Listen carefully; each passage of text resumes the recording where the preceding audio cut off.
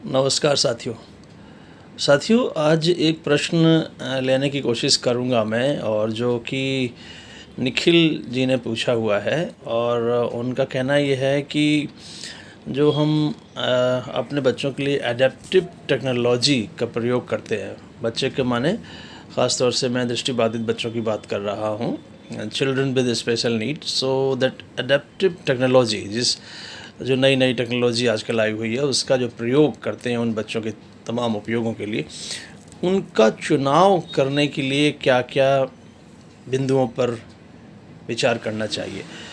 माने कि आप किन किन आधारों पर, on what basis you will choose those technology based equipments, किन किन आधार पर आप उनका चुनाव करेंगे। तो आप देखें किस तरह से, पहली बात तो यह है कि आईसीटी यानी कि जो इंफॉर्मेशन कम्युनिकेशन टेक्नोलॉजी है, किस तरह से हमारी मदद करती है। तो ये आपके आज के दौर में बगैर आईसीटी को उपयोग के आजकल आप अपनी लाइफ को भी आप विचार नहीं कर सकते उस पर, इतने ज़्यादा हम टेक्नोलॉजी पर डिपेंड हो गए हैं। तो ये तो बहुत ही मतलब एक सेल्फ प्रूवेंस इफेक्ट है कि उसके बगैर तो अब विचार हो ही नहीं सकता। उसके क्या क्या इक्विपमेंट्स हमारे आपके सामने हैं और कौन कौन बिंदुओं पर हम विचार करेंगे। तो वे बिंदु जो हैं वे 3 बिंदुओं पर मुख्य रूप से बात होनी चाहिए। नंबर 1 है एक्सेसिबिलिटी, नंबर 2 है अफोर्डेबिलिटी, एंड नंबर 3 है वो है अवेलेबिलिटी। इन पर बात थोड़ी सी करेंगे। तो ये क्या है, इनका क्या मतलब क्या है। एक्सेसिबिलिटी का मतलब ये है कि क्या हमारी वो पहुंच में है या नहीं है। कोई ऐसी टेक्नोलॉजी जो अभी हमारे पहुंच में ही नहीं है, तो उसका किस तरह से हम प्रयोग करेंगे, है ना, यानी कि नहीं कर पाएंगे। तो सबसे पहले ये है कि हमारी access to that particular technology होनी चाहिए। Then we go to the second point is that of affordability. क्या हम उसे अफोर्ड कर सकते हैं।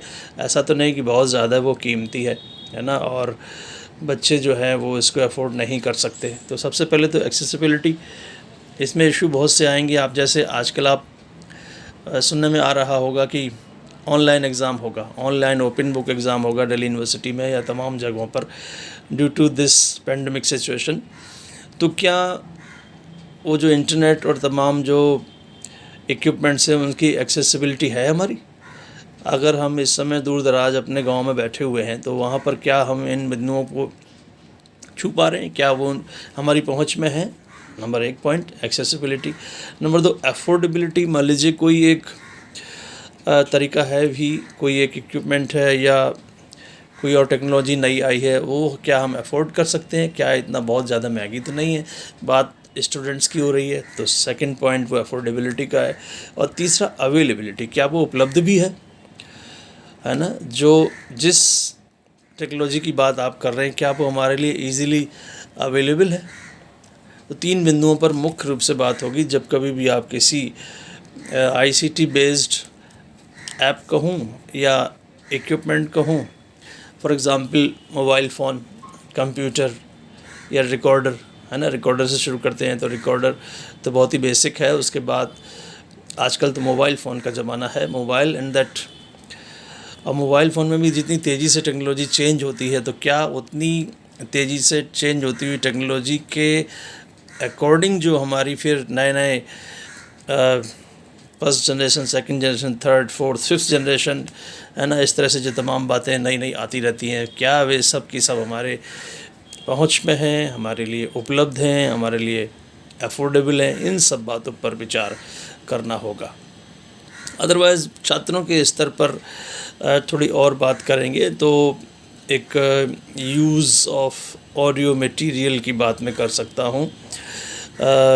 कुछ रिकॉर्डेड यदि हम मटेरियल उपलब्ध कराते हैं बच्चों को, तो वो उनके लिए उपलब्ध हो जाएगा और अच्छा रहेगा। और मुझे लगता है कि क्योंकि चूँकि छात्रों की बात हो रही है ख़ास तौर से, तो उनका जो पर्पज़ है वो होगा meeting the needs of the examination, और इस तरह से जो उनकी ज़रूरतें होंगी उनको हम यदि जिस तरह से, उदाहरण के लिए मैं जो ये प्रयास अभी कर रहा हूँ कि तमाम जानकारी आपको एक वीडियो रिकॉर्ड करके उपलब्ध करा रहा हूँ, तो इस तरह से क्या ऑडियो रिकॉर्ड करके भी सामग्री उपलब्ध कराई जा सकती है।